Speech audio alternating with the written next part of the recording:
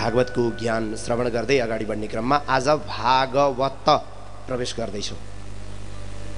भन्न त सजिलो है, भागवत कति सजिलो शब्द है। के छ त यसको रहस्य? भागवत भित्र प्रवेश गर्नुभन्दा पहिला भागवत शब्दमा रहस्य छ। भागवत शब्दमा के रहस्य छ भन्दा, भा भनेको भादीप्तौ खलु संसारे गतिर्यस्य अलौकिकी, अलौकिक गति प्राप्त गर्नेवाला छ। कसरी?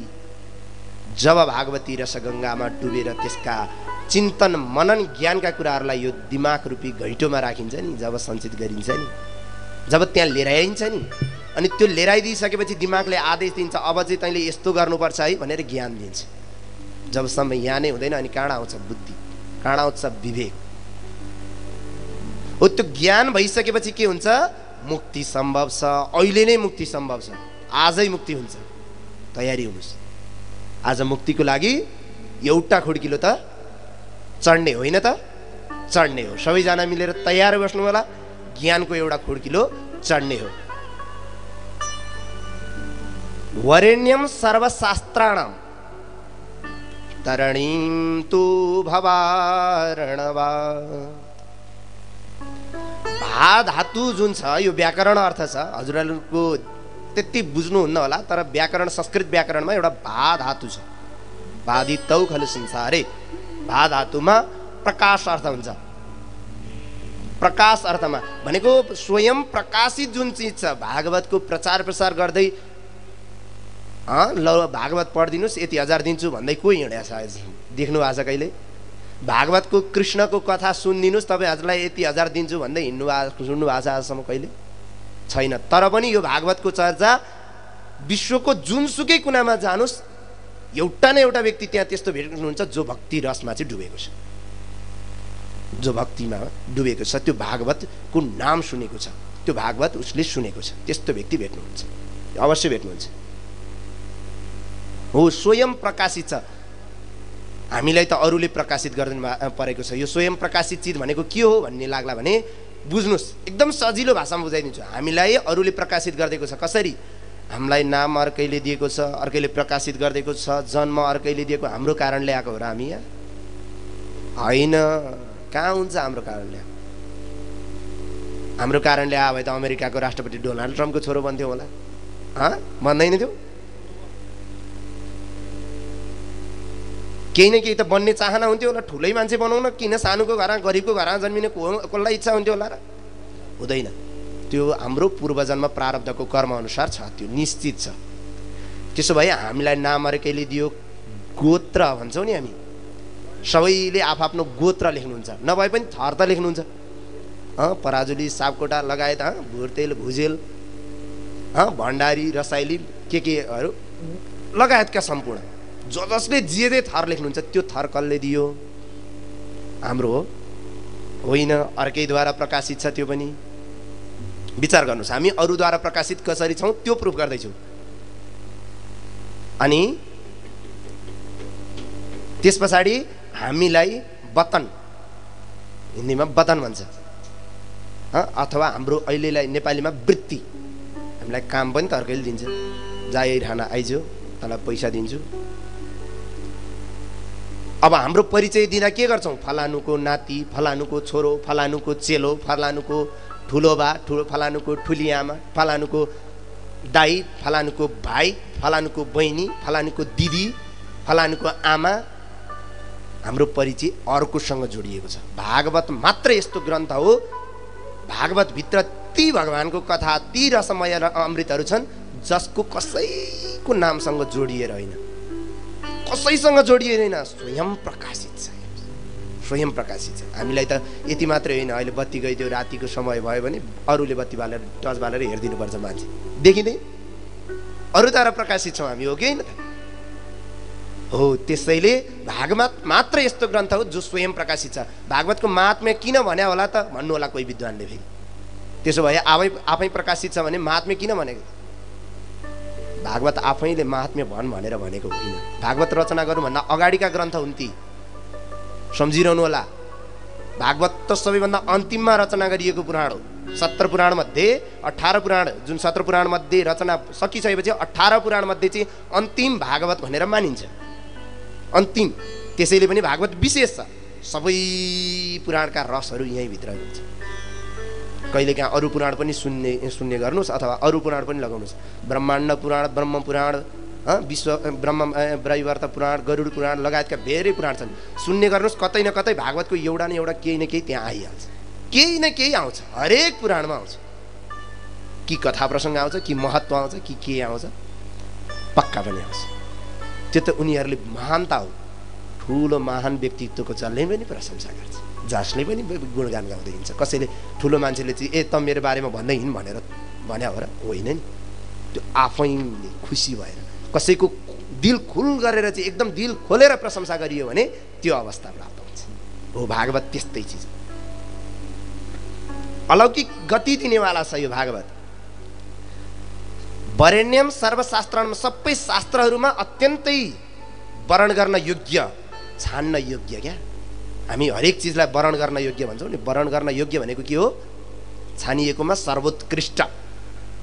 तरकारी छान्न जान्छौँ, यसो छान्छौँ, यो चाहिँ मलाई है, छान्छौँ कि छान्दैन?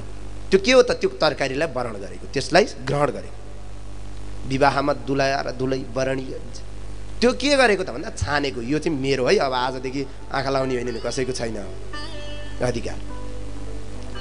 खबरदार, यहाँ भागवतमा त्यही वरेण्यम। भागवतलाई पनि वर्ण गरौँ अनि हुन्छ। मेरो बनाएपछि पो हुन्छ त। हामी त भागवत त गुरुजीले भनिदिनुपर्छ, फलानुको फलानुको, अरूलाई जिम्मा लगाउँछु। अरूलाई जिम्मा लगाउने होइन हजुर, वर्ण गर्नुहोस्, आफूलाई बनाउनुहोस्। सबैले पढ्नुहुन्छ यो भागवत ग्रन्थ, पढ्नुहोस् सबैजना, कति आनन्द हुन्छ। पहिला ग्रहण गरेर हेर्नुहोस्, पहिला वर्ण गर्नुहोस् के, अनि त्यसको बारेमा थाहा हुन्छ। श्रीमान बिहा गरेर गइसके पछाडि श्रीमानको घरमा गइसकेपछि थाहा हुन्छ श्रीमानको राम्रो नराम्रो सबै बानी। पहिला भागवत पुरै अध्ययन गर्नुहोस्, त्यसलाई वर्ण गर्नुहोस्, अनि थाहा हुन्छ भागवतभित्र त्यो रेचा कि रहन्छ भन्ने। बाहिर पानीमाथि दौडिने मान्छेलाई पानी गहिरो कति छ भन्ने कसरी थाहा हुन्छ हजुर? कुनै पनि हालतमा थाहा हुँदैन। अनि त्यसको बारेमा बोल्नु भनेको बेकारको चिज। जसलाई के थाहा नै छैन उसले बोलेर के काम? वरेण्यम सर्वशास्त्राणाम। अनि यो संसार रूपी तारण गर्ने, यो तारण गर्ने चाहिँ यो संसार रूपी सागर। यो संसारलाई किन सागर भन्या होला त? यो संसार सागर हो, यसको अर्थ हामी गर्दै जान्छौँ, बुझाउँदै जान्छौँ, जोडिरहनु पर्यो। यो भवरूपी संसार रूपी सागरबाट तार्दिने एउटै मात्र डुङ्गा के हो भने त्यो भागवत हो। एउटा भजन पनि यसमा रहेको छ नि, भावनेको भावना हो, गभनेको गति। सबैले भनौ त, अरे भावनेको भावना हो, गभनेको गति। वाले वर्णन ताले तरण शङ्कै छैन कति। भावनेको भावना हो, गभनेको गति। वाले वर्णन ताले तर्छन् शङ्कै छैन कति। भावनेको भावना हो, गभनेको गति। वाले वर्णन ताले तर्छन् शङ्कै छैन कति। वाले वर्णन ताले तरण शङ्कै छैन कति।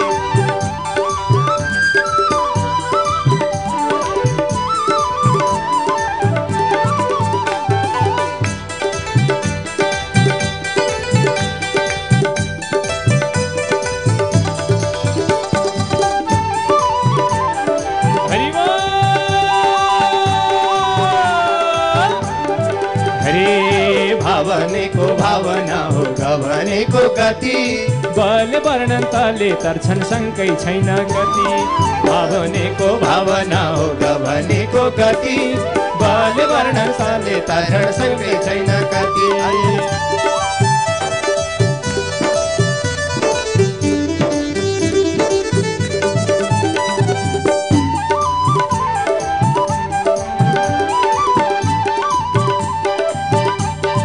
हरे भावनेको भावना हो, गभनेको भनेको गति बल वर्णन तले तर्छन् शङ्कै छैन गति भ भनेको भावना हो ग भनेको गति बले वर्णन तले तर्छन् शङ्कै छैन गति बले वर्णन तले तर्छन् शङ्कै छैन अरे बले वर्णन तले तर्छन् शङ्कै छैन गति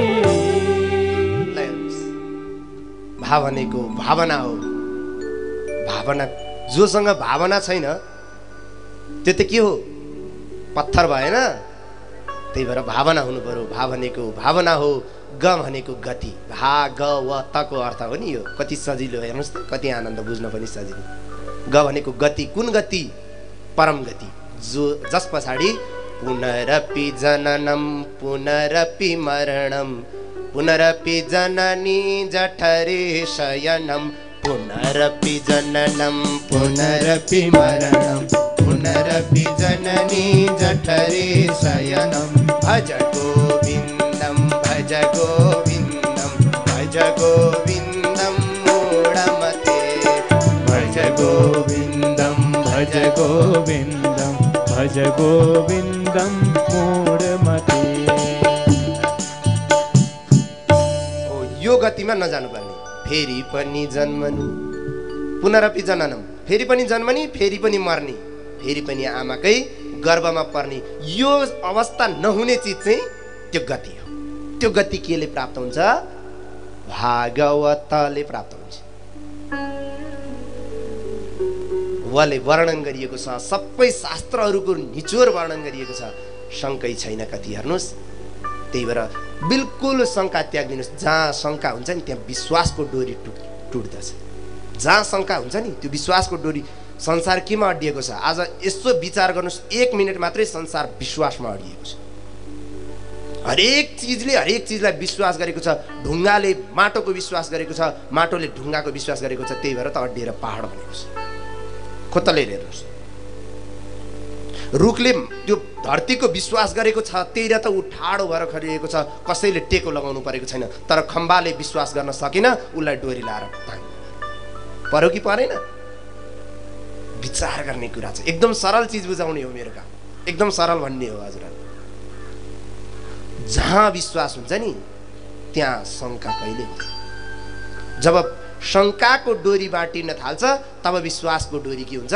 खुकुलो हुँदै जान्छ अनि खत्तम त्यही भएर भागवत माथि शङ्का हैन विश्वास गरेर हेर्नुस् गरे पछाडी फल मिल्छ गर्दै नगरी कहाँ फल मिल्छ म कागती रोप्छु आइदे त ठिकै हो फल्दै त ठिकै हो नफल्दै के गर्नु भनेर शङ्का गरेर बस्यो भने घरा उपरखुट्टी लाएर सोच्दैमा कागती रोपिन्छ कि रोपिँदैन फल्छ कि फल्दैन फल्दैन पहिला कागती रोपेपछि फल्छ भन्ने विश्वास गरेर तपाईँ लगाएर हेर्नुहोस् अनि फल्छ कि फल्दैन थाहा अनि हुन्छ त्यसैले यो त्यस्तो चिज हो भागवतलाई अर्को व्याख्या गर्नुपर्दा वेदरूपी कल्पवृक्षद्वारा वेदरूपी कल्पवृक्ष नाम गरेको एउटा फल छ त्यहाँ फलेको फल हो भागवत यो फल कस्तो छ मुहुरहो रसिका भुवि भावुका रसिक र भावुक जनहरूले कानबाट पिउने फल छ आश्चर्य लाग्छ अरे वाह कानबाट पिउने फल आजसम्म देखा छ कहीँ कुनै रुख छ कानबाट पिउने फल देखा छ कि छैन आज देखिन्छ आज देखाइदिने हामी तपाईहरुलाई कानबाट पिउने फल देखाइदिने भागवत भित्र प्रवेश गरौँ पहिला नाममै छौं यो भागवत भनेको अर्को शब्दमा व्याख्या गर्ने हो भने जसले यमपाशबाट हामीलाई बचाउँछ त्यो नै भागवत हो एक शब्दमा भन्नुपर्छ यमपाशबाट बचाउने मृत्युर मूर्धनि परम दत्वा मृत्युको शिरमा पाउ राखेर पदम दत्वा मृत्युलाई जसले जिताउन सक्छ त्यो हो भागवत बारम्बार मुक्तिको लागि गर्जिरहेको चीज हो भागवत अरे भाइ मुक्ति स्वीकार गर अरे भाइ तिमीलाई म मुक्ति दिन्छु आऊ तिमी मुक्ति लियौ आऊ न त मुक्ति दिन्छु म तिमीलाई भनेको मान्छेहरु हजुर मलाई चाहिँदैन मुक्ति भनेर भागै छ भागवत भनिरहेछ ए आऊ म तिमीलाई मुक्तिको ढुङ्गामा चढाएर मुक्ति गर्दिन्छु म तिमीलाई फेरि संसारमा जन्मिनु पर्ने चक्करमा पार्दिन ए बाबु आऊ भागवत बोलाइ छ हामी चाहिँ कानमाथि कपास राखेर त्यसको कुरा सुन्नु पर्ला भनेर भागेछौँ। अनि कसरी हुन्छ? अनि कसरी आउँछ विमान? अनि कसरी हुन्छ मुक्ति? पहिला बुझ्नुस्, चिन्तन गर्नुस्, मनन गर्नुस्, अघि नै भनेको जसरी गरी श्रवण गर्नुस्, अनि पो हुन्छ मुक्ति।